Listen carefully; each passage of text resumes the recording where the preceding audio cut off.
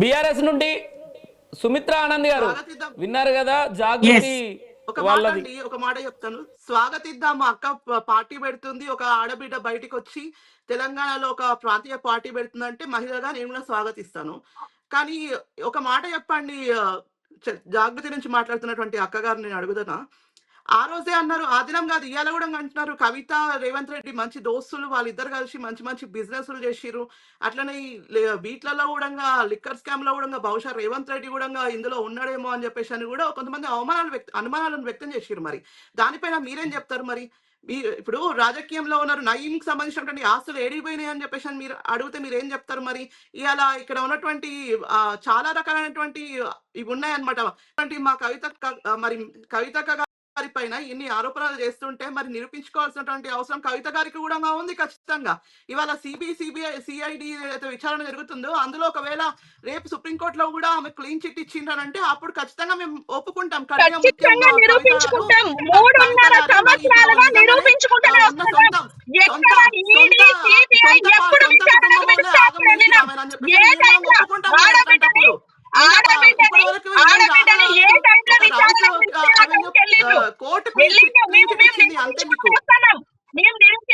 వస్తున్నాం. 3.5 సంవత్సరాలుగా మేము నిరూపించుకుంటూనే వస్తున్నాం. ఎన్ని రోజులు ఈ హైదరాబాద్ ఏం చెప్పమంటారు? మీకు ఏం చెప్పమంటారు? మేము 3.5 సంవత్సరాలుగా ఎదుర్కొంటున్నాం.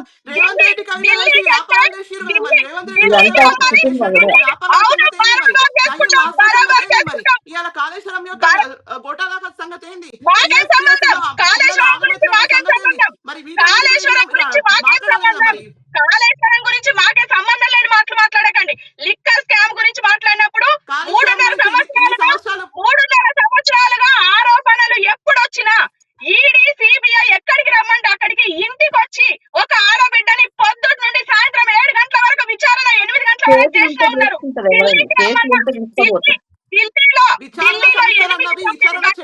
ఉంటాయండి.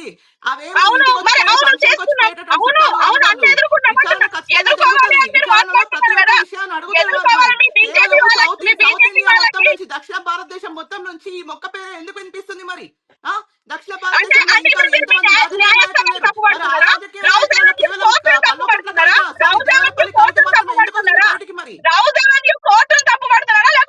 బీజేపీ కండవ కప్పుకున్న వాళ్ళ నిజాయితీ పరులు అనుకుంటున్నారా? రౌజ్ అవెన్యూ కోర్టును తప్పు పడుతున్నారా? తీర్పును మేము తప్పు పట్టలేదు.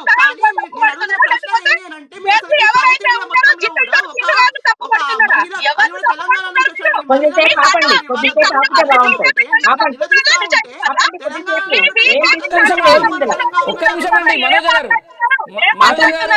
ఐందవి గారు ఒక్క నిమిషం అండి, ఒక్క నిమిషం 1 by 1. బీఆర్ఎస్ నుండి సుమిత్రానంద్ గారు ఎవరైతే మనోజ గారు ఏదైతే చెప్పారో బీఆర్ఎస్ పార్టీ అసలు కనీసం అభినందనలు తెలపడానికి కూడా వాళ్ళు అనర్హులని ఏదైతే ఇప్పుడు మనోజ గారు చెప్పారో సుమిత్రానంద్ గారు.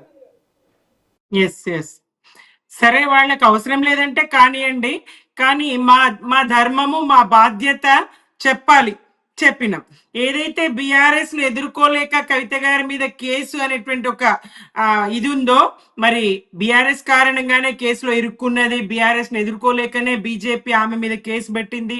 కాబట్టి బీఆర్ఎస్ గా మేము స్పందించాల్సిన అవసరం ఉంది. కవిత గారు అన్నారు అదే మాట, జగమెరిగిన సత్యం అదే మాట. కేసీఆర్ గారిని ఎదుర్కోలేక కవిత గారి మీద కేసు పెట్టిండ్రు.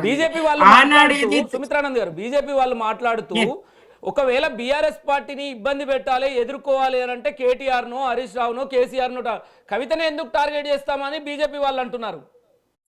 దానికి సమాధానం నేను చెప్తాను. ఒక్క నిమిషం సిస్టర్, ఇది కంప్లీట్ కానీ దానికి సమాధానం నేను చెప్తానండి. నేను ఒకటి అయితే జస్ట్ మినిట్. కవిత గారు, కేసీఆర్ గారు టిఆర్ఎస్ ను బిఆర్ఎస్ గా జాతీయ పార్టీగా మార్చిన తర్వాత దేశ రాజకీయాల్లో కవిత గారితో కేసీఆర్ గారు ప్రయాణం ప్రారంభించారు. రాష్ట్ర పార్టీల దగ్గరికి కవిత గారిని వెంట పెట్టుకుని తీసుకెళ్లడం, దేశ రాజకీయాల్లో కవిత గారి పాత్ర కీలకంగా ఉంటది అని తెలిసి కవిత గారు పార్లమెంటును మెప్పించగలిగినటువంటి వక్త కవిత గారికి ఆ శక్తి సామర్థ్యాలు ఉన్నాయి. దేశవ్యాప్త రాజకీయాలకు మరి ఈమెను తీసుకొని కేసీఆర్ ముందుకు రాబోతున్నారు కాబట్టి ఆమెను అణిచేస్తే ఆదిలోనే మరి ఈ ఎలాంటి జాతీయ రాజకీయాల్లో కేసీఆర్ గారు రాబోరు అనేటువంటి ఒక కుట్రపూరితమైనటువంటి దురుద్దేశంతో బీజేపీ ఆమెను మాత్రమే కేసులో ఇరికించిందండి. కేసీఆర్ గారు కవిత గారిని వెంట పెట్టుకునే దేశ రాజకీయాలు చేసే ప్రయత్నం చేసిండ్రు. అది బీజేపీ గమనించింది. అటు హిందీలో కానీ ఇటు ఇంగ్లీష్లో కానీ అనర్గళంగా మాట్లాడగలరు, దేశ రాజకీయాల మీద మంచి పట్టున్న నేత కవిత అనేటువంటి ఉద్దేశంతో కవిత గారిని అనచాలనే కవిత గారి మీద మాత్రమే కేసు చేసిందండి. ఇది నిజం. ఇక వాళ్ళు ఆరోపించినట్టు వీళ్ళు కలిసి బీఆర్ఎస్ఏ చేసిందేమో, వాళ్ళే ఇరికించారు కాదండి, బీజేపీ చేసింది. తెలంగాణ వ్యతిరేక మీడియా, బీఆర్ఎస్ వ్యతిరేక మీడియా, బీఆర్ఎస్ ప్రత్యర్థి పార్టీలు ఇది నిజమనే స్థాయిలో విష ప్రచారాన్ని తెలంగాణలో నింపినాయి. పాపం అక్కడ ఢిల్లీలో కూడా వాళ్ళు కూడా చాలా ఇబ్బంది పడాల్సి వచ్చింది. ఆ ప్రభుత్వం కూడా ఇబ్బంది పడ్డది, కేజ్రీవాల్ ప్రభుత్వం. ఇక్కడ మాకు కూడా ఇబ్బంది కలిగినటువంటి మాట వాస్తవం కదా. ఇది తెలంగాణ సమాజానికి తెలిసినటువంటి విషయం.